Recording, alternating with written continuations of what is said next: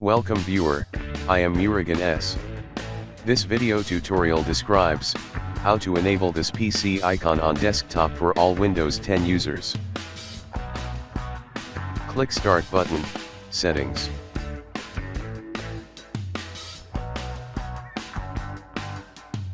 Click Personalization.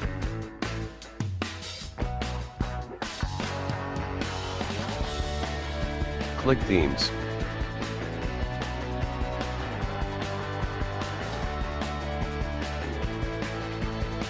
Click Desktop Icon Settings.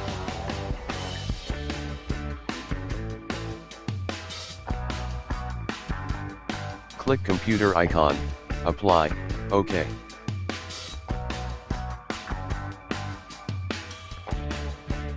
Thanks for watching.